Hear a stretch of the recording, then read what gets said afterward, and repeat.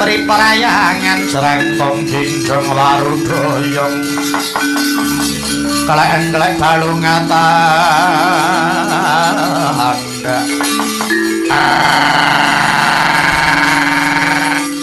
iki ana satria lumaku ora kakek aku wis apa balik buta sire kuwi apa aku teki kala lintring moyo balik wis apa Arjuna kang dadi kekasihku bakal lumaku menyang endi ngetutake kereng ngati jumangkeng suhu kedheping netra ora kepatut kudu bali bentuk bacot ora entuk urutangsa mari aku alam kang tak wedeni sanjur minggat giget sing mengapet ing kono margane matimu ora coba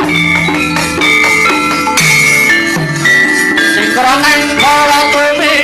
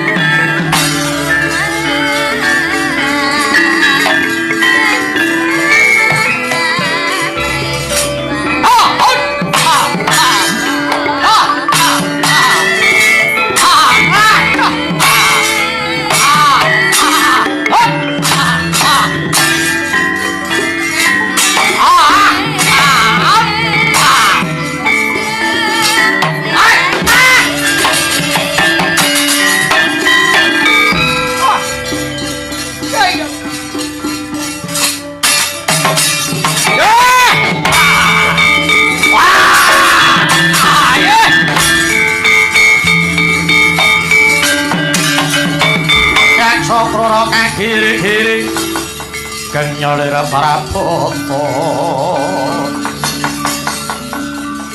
abang kawalar mangumungsu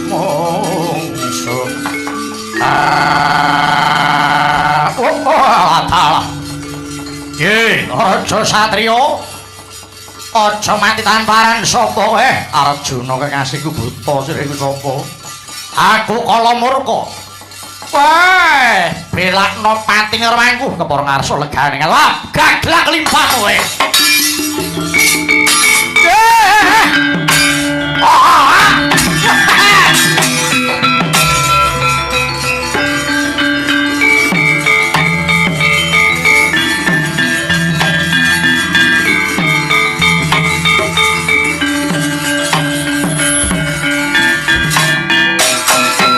kanthi mungsuh sapa we Warakudara ayo mingkat to ya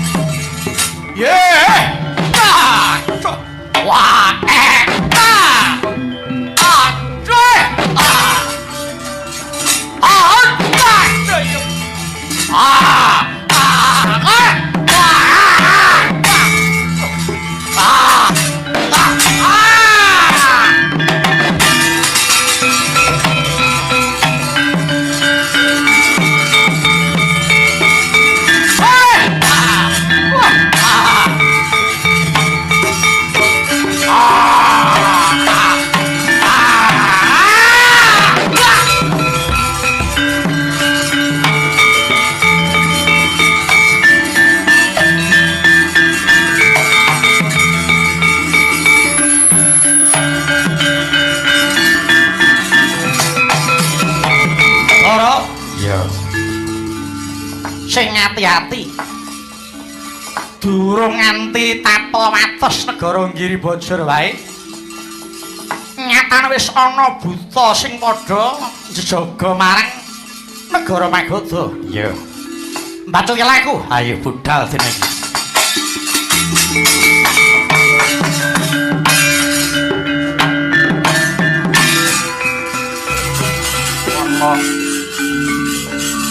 Prepana pranawing kabeh titis sing kias masudi martawaning butaya tulus. Sik mandhek-mandhek dhisik Dimas. Bima lan Aliwarta. Wah, ana apa kok dadak mandhek nggone padha lumaku jlitheng kakangku. Coba marawas wadakno di ngarep kae ana gunung kang ngregem. Menika naminipun harga menapa Kakang Prabu? Ae jenenge Gunung Cetyaka. Katone kae mung sawujud gunung nanging kae sejatine mujudake bebeteng negara Giribraja. Lamun ana wong saka sak njabaning negara mlebu marang leladan Giribraja mongko liwat ing sak cedhaking gunung kae Prabu Jarasandha wis ngerti dhisik kok, Di. Wah, sebab apa kok wis ngerti dhisik? Coba mara gage tamatno. Pucuk gunung kae ana wujuding tambur Yai. Inggih, Kakang Prabu, kula nyumrep wonten tambur mapan wonten ing puncake Harga. Hanana ya Yai. Tambur kae nadyan ora tinabuh. Nanging lampun ana wong kang liwat sak cedhaking Gunung Cetyaka tambur mau bakal muli dhewe kok, Di. Oh, aneh sanget dile tambur. Menika saged munggah piyambak. Ya awit kuwi ana sejarahe. Piye sejarahe? Mangkene ya Yai. Narendra ing Giribraja kang sepuh ing nguni jejuluk Prabu Briyadata. Prabu Briyadata darbe garwa cacaya ana loro. Nanging garwa loro mau wiwit dhaup nganti tetaunan durung padha darbe momongan. Ya wusana Prabu Briyadata nindakake tapa ana lengkeng Gunung Himalaya. Ya kuwi wigati nyuwun marang pangeran muga enggal pinaringan putra. Katarima tapaning Prabu Briyadata Sang Hyang Narada rawuh pring ungganing Ratu Giribraja mau. Sang Hyang Narada marengake sarana muringgal antuk momongan arupa pelemper tangga jiwa marang Prabu Briyadata kinenangan garwane sakloron. Prabu Briyadata banjur kundur marang kedaton. Sak tekaning kedaton pinapak garwa loro pisan. Nalika bakal maringake pelem mau Sang Prabu rumangsa bingung. Ya sabab garwane kuwi loro. Mangka pelem iki mung siji. Usana pelem mau disigar biak dening Prabu Briyadata. Kang separo kagem garwa sepuh, kang separo meneh kagem garwa sing enom. Bubar dahar pelem garwa sakarna banjur nggerbini bareng. Lek ing kunang jabang bayi garwa sakoron babaran bareng ya mung elok ing kahanan. Garwa sepuh nglairake bayi mung sesigar. Semono uga garwa sing enom ya nglairake bayi mung sesigar. Saka kagete garwa loro ki mau banjur seda. Sasedaning garwa Prabu Briyadata putek penggalihe. Ing rusana bayi sigaran cacah loro ki mau banjur diguwang marang tengahing alas kok Werkudara. Sawijining dina ana Gandharwa wadon kang pinuju mlaku ning tengahing alas golek mangsan jenenge Nyai Jara. Nyai Jara weruh ana bayi sigaran banjur dijupuk. Bayi sigaran mau ditangkepake dening Nyai Jara. Pasana busa wujud utuh kaya bayi lumrah tur lanang. Bayi lanang mau ora dipangan. Keprodipeni diwenehi jeneng Jarasandha. Dewasaning Jarasandha dikandhani dening Nyai Jara. Yen satemene dheweke iku putranta ing Giribraja jejuluk Prabu Briyadata. Nanging nalika semana mangune Briyadata rumangsa isin duwe anak sigaran, mula banjur diguwang ana ing madyaning alas. Krungu critane Nyai Jara kang mangkono mau, Jaka Jarasandha muntap kanepsane. dheweke banjur ngluruk prang nantang wong tuane dhewe. Satemah dadi Bantayuda Jarasandha mungsuh Prabu Bryodata. Usana Prabu Bryodata kasoran dipateni dening Jarasandha. Kulite dibeset dienggo lulang tambur kae ayu. Wah. Anak kurang tata. Menapa sababipun dene mboten tinabuh menika saged munggil piyambak Koko Prabu. Ya, mulane kae ora nabuh muni dhewe bisa tata jalma silulang kae nangis-nangis njaluk tulung kineng nyampurnakake. Mula Kang sapa iki Kyai Parto? Gandeng si adik kuwi limpek ling jembaring mbok coba tambur kae lepas ana jembaring Yai. Nggih setaken dawuh.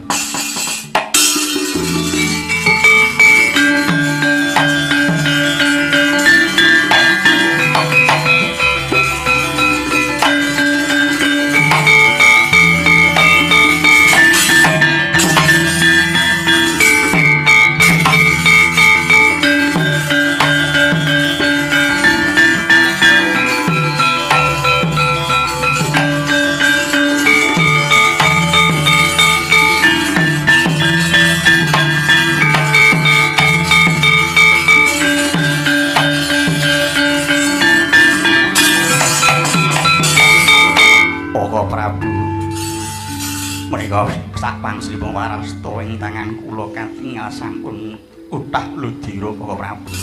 Iya. Tegese ora goroh critanipun Kakang Mahyai. Iki wis ora ana tengara maneh marang Prabu Jarasandha.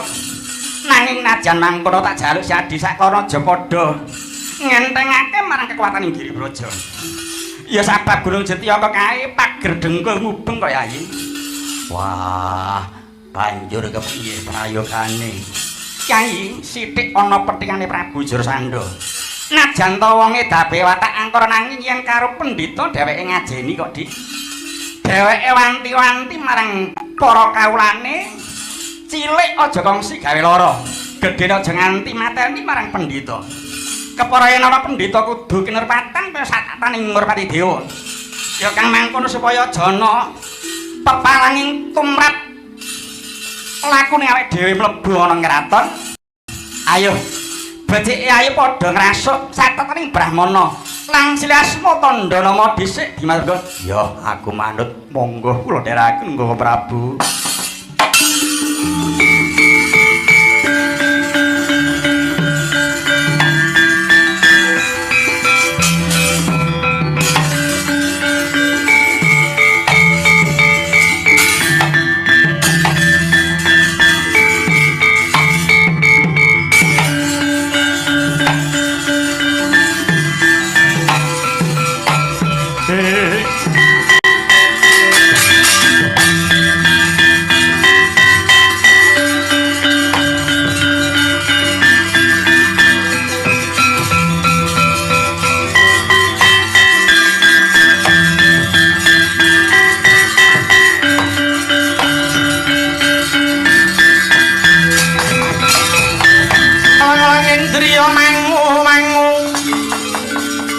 Mangun kong kanduhan rimang lerlena tanpa kanin yen tan tulus manggo sang Hyang Utama mangkono sang nata mudha wis nyolong repa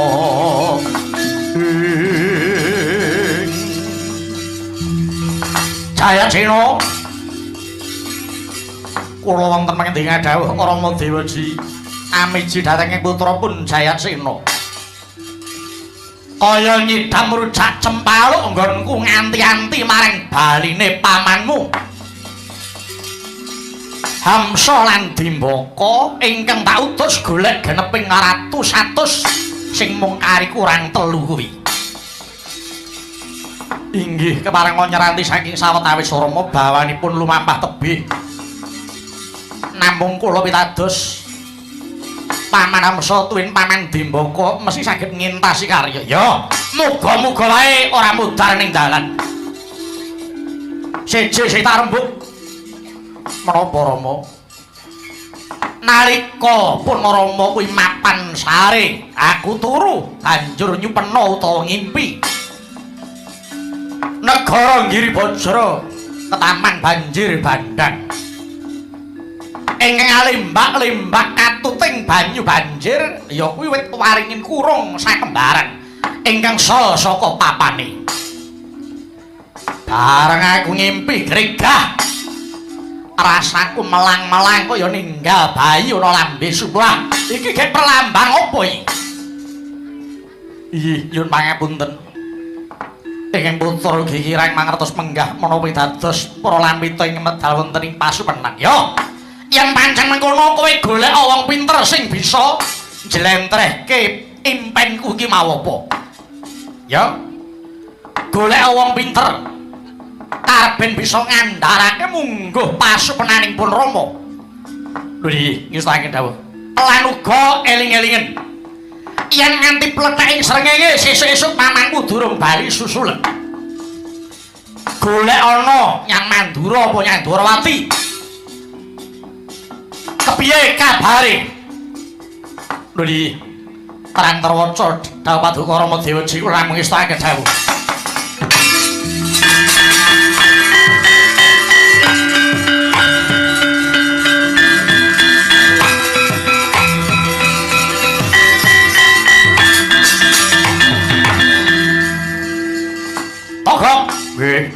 piye kabare nggonmu ngawat-awati Gustimu Hamsa Dibaka mangkate bareng kowe kok mulihe ora bareng iki piye ngomong dhewe-dhewe gene kok nggih bidale sareng iki wau lah terus pirangan piye karepmu atur wuninga sinuwun wuninga apa nalika semanten anggen kula nderekaken Gusti kula Prabu Hamsa Tuwin Dibaka badhe bedah negari Mandura sampun dipun tangguh ing wanci dalu nyatanipun Prabu Baladewa saged lolos saking kepungane mungsuh lumajar dhateng Dwarawati Gusti kula kekalih inggih boten kendel bujung dhateng Dwarawati sareng sampun dugi Dwarawati dados perang gegempuran ing antawisipun wadyabala saking Giribajra kaliyan Dwarawati saha Mandura. Terus atur ketiwasan piye? Gusti kula Prabu Hamsa Tuwin Gusti kula Prabu Dibaka gugur wonten madyane Madyala. Wah, biangsa telek.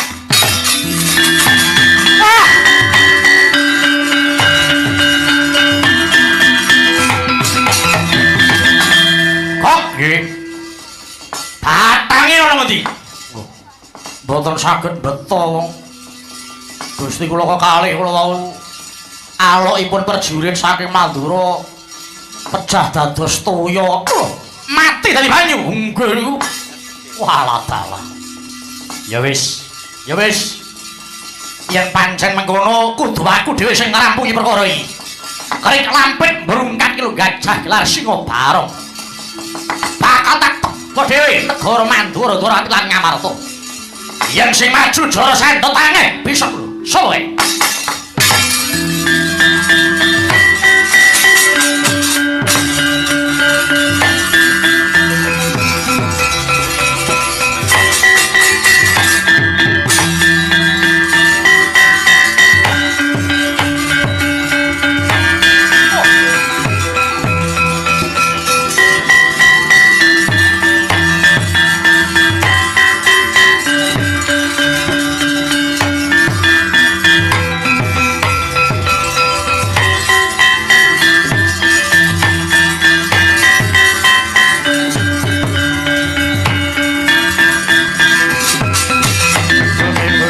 Kanjeng langit kalak-kalak katon Lergin sanging sang maweh sadrung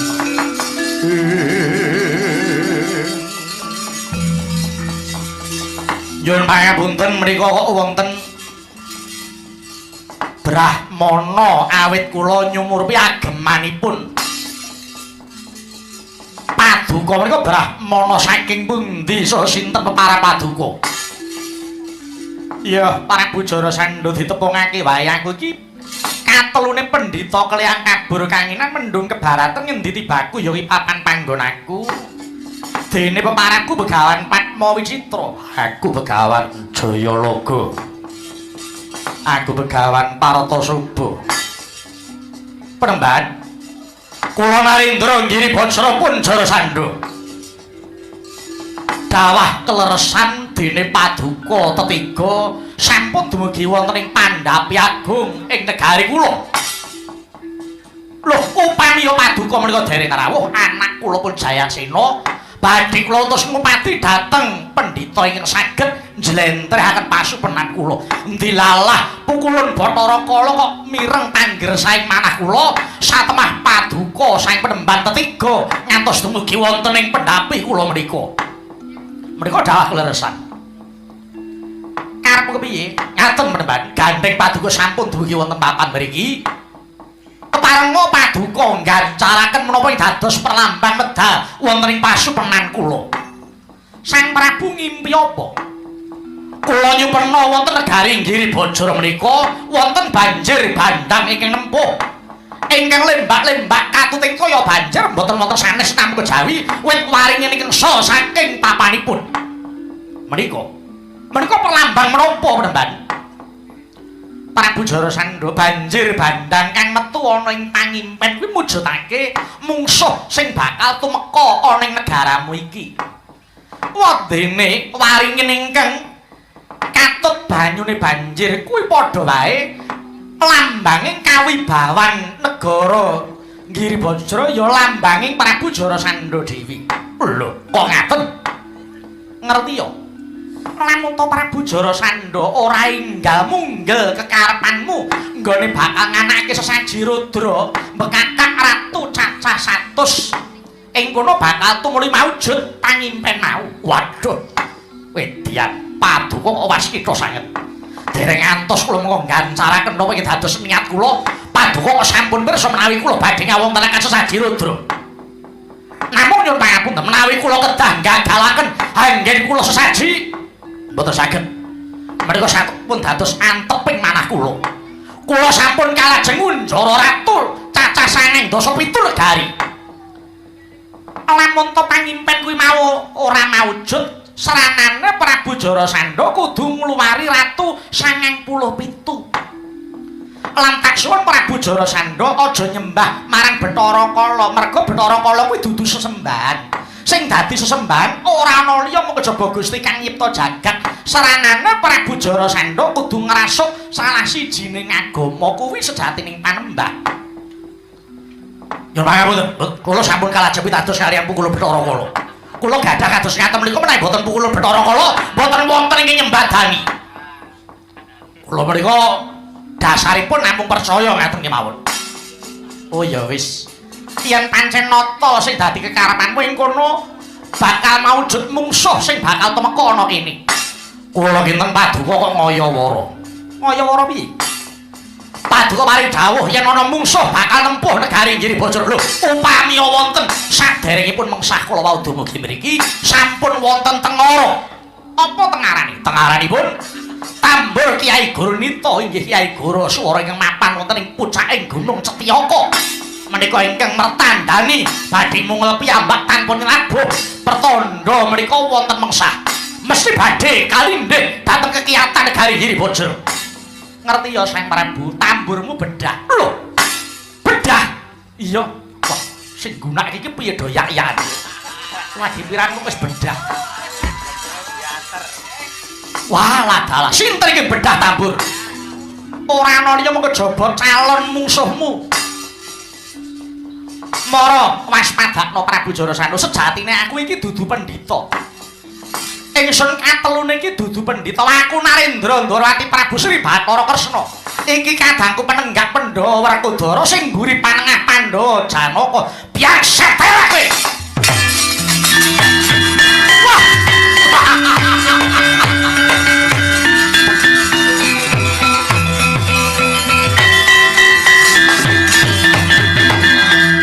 Manungsa ora totos, terus malah nyerat lag-lag bumi manus maring jalanan.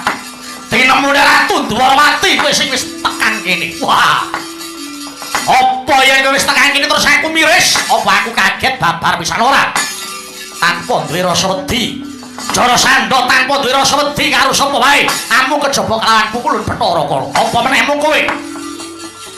untuk marani sunduk kowe tekan Giri Bajra ora bakal bisa bali nyang Ndorowati. Ayo tak jaluk enggal mertobaton ngersane Gusti Kang Nyipta jagat. Aja tok bacotake. Nggonmu daksya marang sapepadaning titah kanthi kowe arep nyembelih ratu 100 cacahe. Luwarana ratu 97 aku arep ngluwari kepara kowe arep tanggo genep-genep. Ratu sing bakal tak beleh ana alun-alun.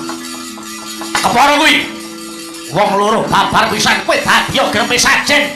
Nggonku nganake saji Rudra. Yang nganti kowe ora enggal ngluwari ratu 97 negara.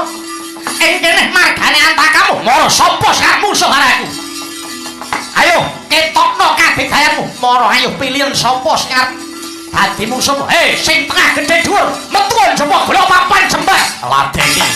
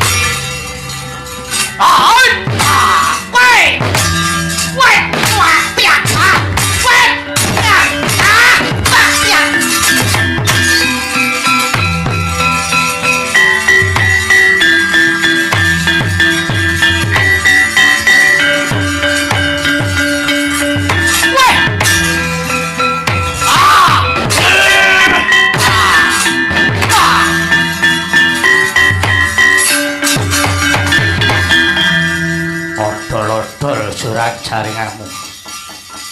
Ayo nyoto ratu ampuh tangiyo. Aja layu. Ya.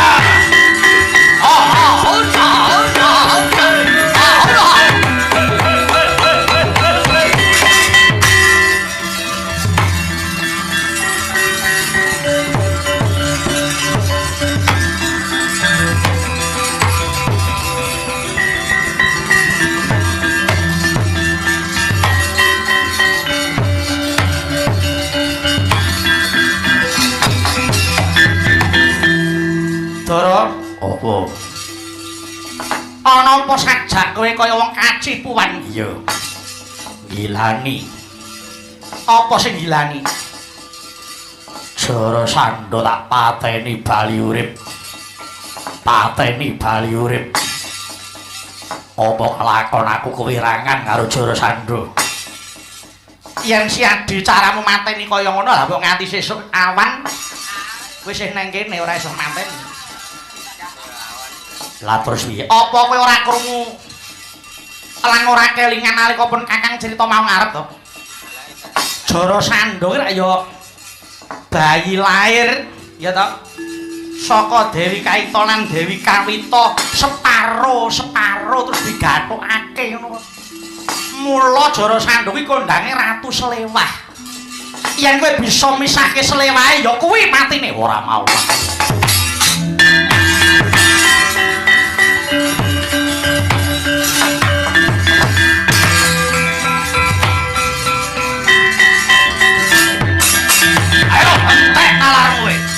Jara Sandha kena lara luput ing pati. Ayo, mara kowe ndingkluka tak srimpung sikilmu. Ayo dadi jalaran ilange nyawamu cangkeme.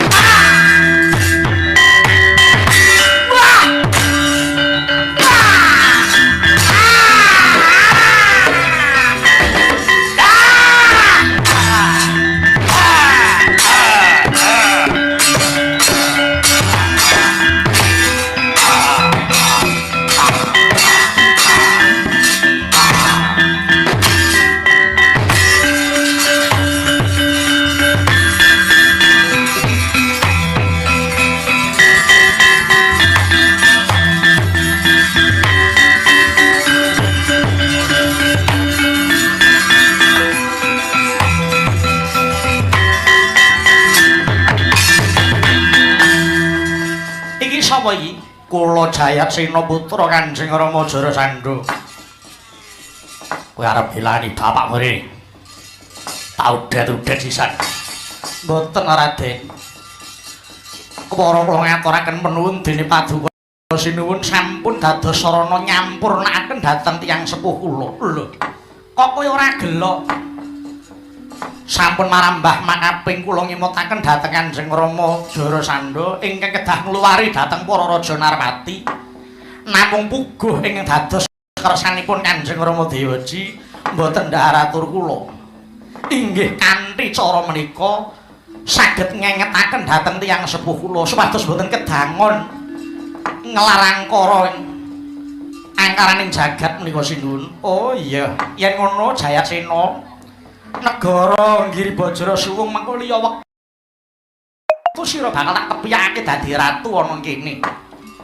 Ya mung sadurunge mara enggal luwarana pakunjaraning para ratu 97 kang wis dikunjara dening wong tuamu. Sakwise luwar saka pakunjaran tumuli derekno bebarengan kelawan sira Jayatsena pisan budal marang Praja Ngamarta wigati ngestreni para Pandhawa bakal nganakake sesaji agung Raja Suya. Nggih.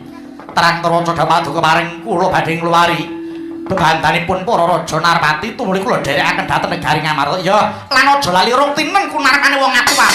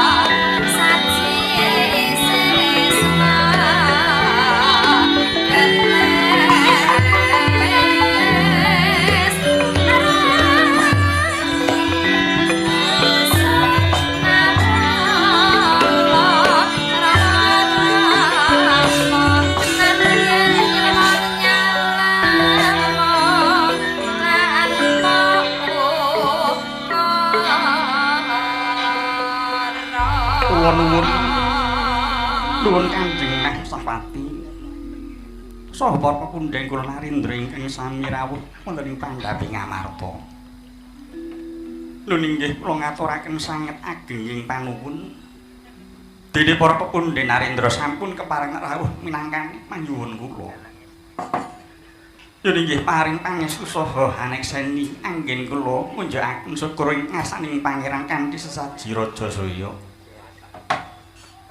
Ingkang menika kangge hamiwiti tasakuran menika kepareng kula badhe ngaturaken nunjukan pakurmatan dhateng pepundhen Narendra ingkang langkung sepuh piyambak inggih menika Yang Buyut Matsupati Wirata. Monggo dhisik nggih buyutku Puntadewa. Pone yang paring tarima kasih marang buyutku Puntadewa.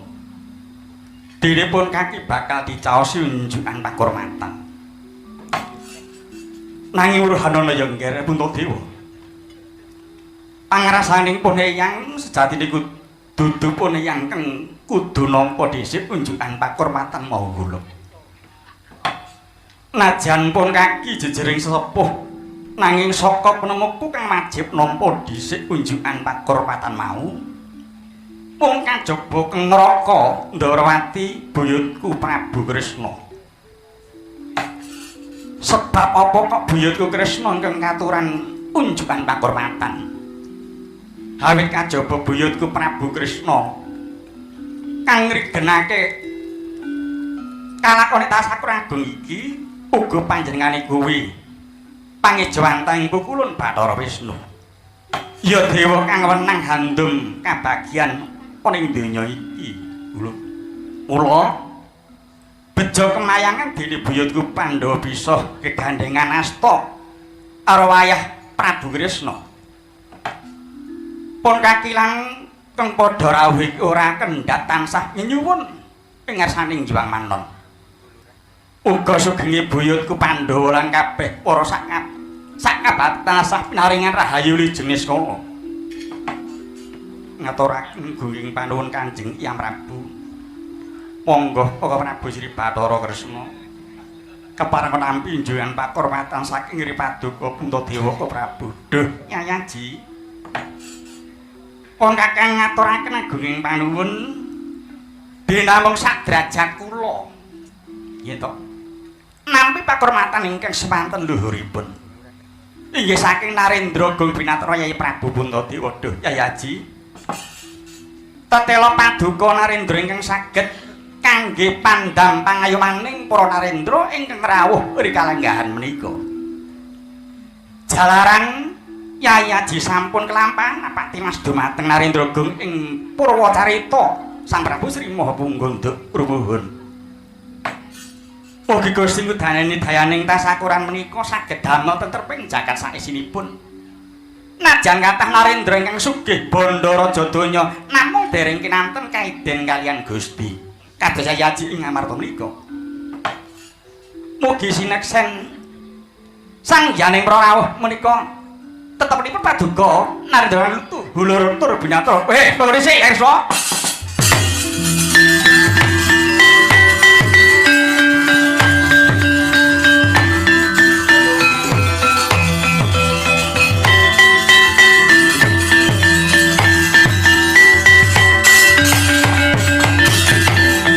Prabu Kresna. Ora ngono ing atase kowe kuwi lagi nyekel glase wae kok wis mendem iki piye? Katitik rembugmu kaya ora waras. Kresna. Lah kok kowe ngarani Puntadewa Ratu luhur Binathara kuwi sing luhur apane? Sing luhur apane? Sepira bandane Puntadewa? Sepira kekuatane Pandhawa kok banget temen olehmu nyundul puyuh kabeh sing padha rawuh iki mudeng. Puntadewa entuk kanething kuwi aja diwelasi karo Kadang Prabu Duryudana kok bisa bukti kaya ngene iki. Lah kok olehmu ngalem bana Puntadewa jagat tekan jaban jagat. Alah Kresna. Kresna kowe ngalem Pandhawa ya memper. Wong jalaran kowe kuwi ratu kemadean, ya to? Kowe yen ora nemplek pendha mangsa bisa urip. saking Ratu Wirata kuwi sak 100 tuwek ora pecus ndadak mernah wong sing diompak ora kuat nglunjur bela ndase mendem dikeploki. Oh, Kresna. Bola-bali gedhe mono desa. Mulai karo tata krama. Aku ora sudi nampur Bu Kresna. Kon neseni putra dadi ratu lur yang ngidai jasi karo kenul to tak puri carane. Arat.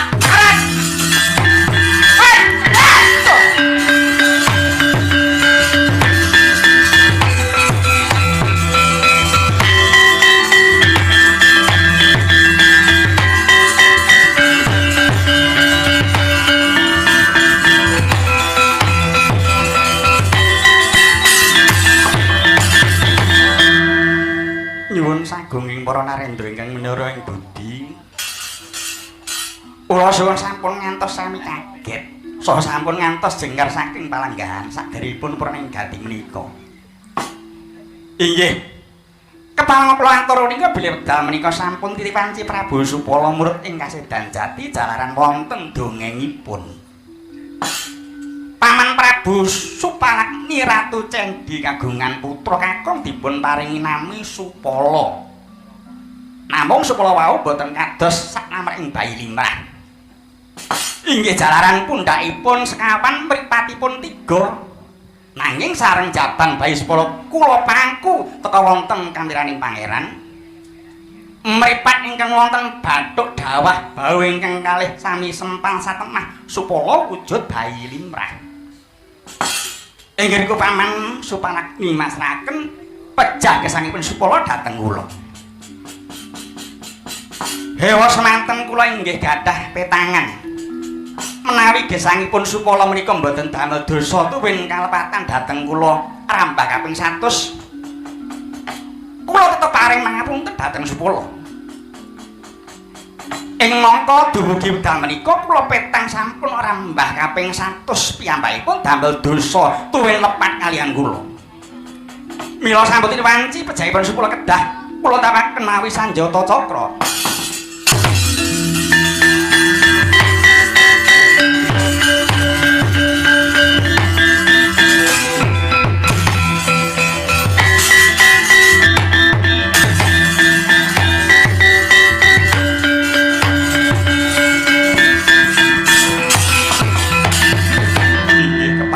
Kula atur sinuwun. Lho inggih lajeng kados pundi gesang kula menika sinuwun. Iya Raden Jayasetna. Sira ora duwe klepatan apa-apa uruhanana Raden. Dina samengko sira bakal tak wisuda Gematinata ana ing Giribata ya Raden.